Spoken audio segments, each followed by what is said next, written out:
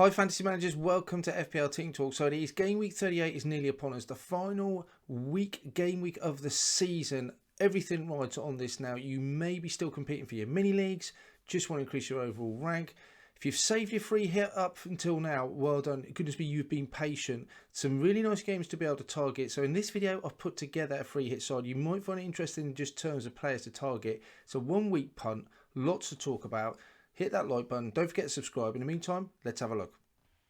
So on screen we have the fixtures for Game Week 38. All the games will kick off at 4 o'clock on Sunday. Clearly, because no one should have an advantage. It's not a double game week. And there are some nice fixtures there to target. I quite like the idea. I've never done a free hit on the final game week of the season. There's a few advantages that I had from doing it. This year, because we've had 2 rather than 1, I guess more people will be able to take advantage of that second free hit. But you will be able to play more aggressively if you need to. You will know by this point whether you need to make points in your mini league or you want to increase your overall rank. If you want to defend your overall rank score or have a lead to defend, free hit could easily do that either way. So you've got a little bit of a leeway and advantage in terms of that. We'll go through some of the fixtures that we can target and teams to look at that will dominate this free hit side that I've put together. If you're new to the channel, normally we'll have a really in-depth look at the statistic, how they've got on so far, goals and assists, XGI, what their fixtures are like in the future. I don't think for this we need to do that quite as in-depth. It's just a one-hit wonder as any free hit is, but there's no games after this. This is the final fling of the season, so it's just purely down to team's motivation, who's going to play, and the fixture they've got in front of them. I think that's all we need to look at. And some of these players, I just think, pick themselves. So let's have a look at the teams and fixtures to target. Liverpool, Wolves, Man City, Aston Villa. Clear and obvious reasons why we've got to look at those two sides.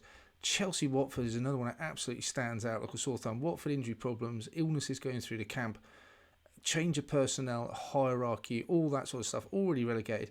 Chelsea obviously have their own off-field problems. On field though, they look quite strong and want to finish well in front of their own fans. Some players we definitely want to target look like goals in that game. Norwich, even though they're at home, they certainly won't want to go down without fighting in their last home game in the Premiership season. But Tottenham, so much to play for, look really good form at the moment, have some good players in good touch.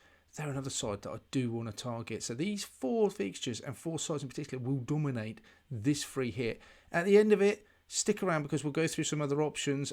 You may have different price points that you have to play with. You may have more money, less money. So we'll go through some options. You may want to be really differential and aggressive. And we'll go through those as well.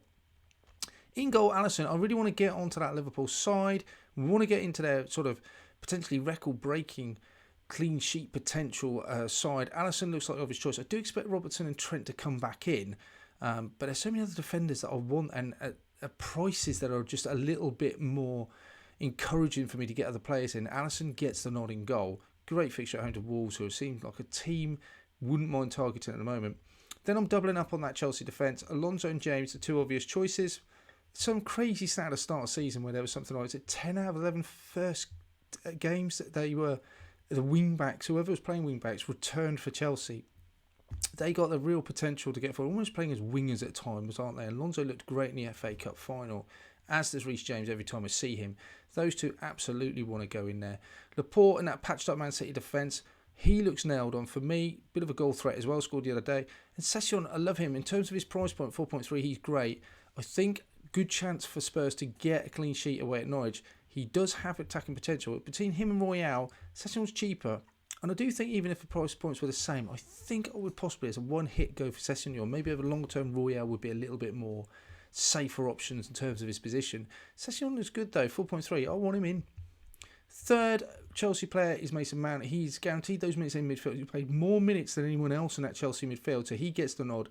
We've seen what he can do against some of the lower sides in the division before, when he absolutely took Norwich to cleaners at home, scored a hat-trick. Luis Diaz, I think he's rested against Southampton, so I think he definitely plays this one. I like him. He passed the eye test, decent price. Don't feel that I can stretch to a Mane or a Salah in this side unless I get rid of a De Bruyne, which I don't want to do. We know what he can do with anything like the Wolves performance, which was incredible. Possibility of him on penalties. If Morris isn't on the pitch, he takes them. If he is, does he take him after that last miss? Not so sure. Foden as well, doubling up on that Man City defence midfield. I think Jesus would have had a shout coming in for me, but I just think Foden's more nailed and he's slightly cheaper. In midfield, also making up that 5 across the midfield is Son, up front Kane. I have to have those two in away at Norwich. We know what they can do. You would back Tottenham to score in that fixture, and if they do, one of those is going to get involved, if not both.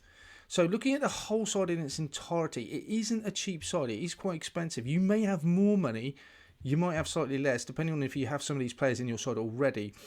I have skimmed on the bench.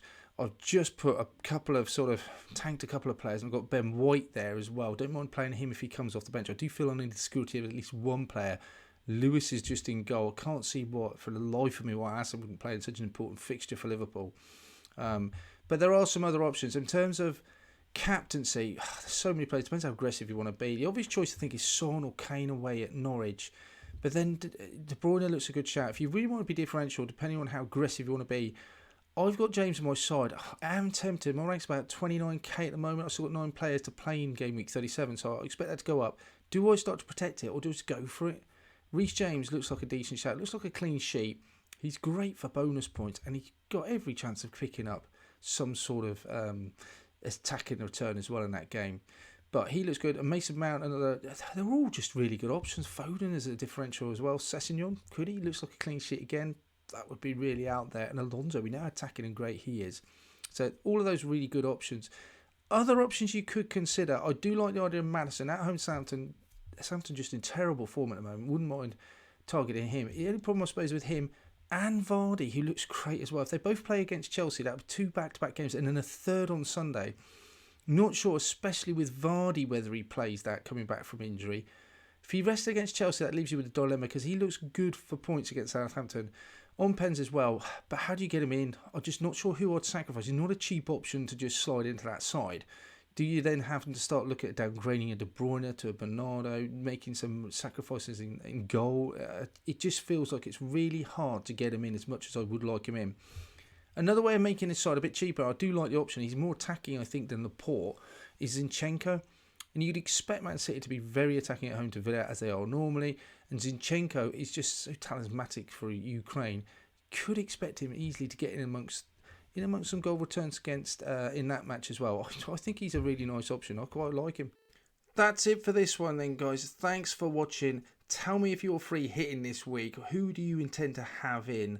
Love to hear from you. Always get back to you with the comments. In the meantime, don't forget to click that like. Thank you for subscribing and supporting the channel. It's been a fantastic season. Really appreciate everything that you guys are doing out there in terms of supporting me. In the meantime, take care. Best of luck with the rest of your Game Week 37, and I shall speak to you soon.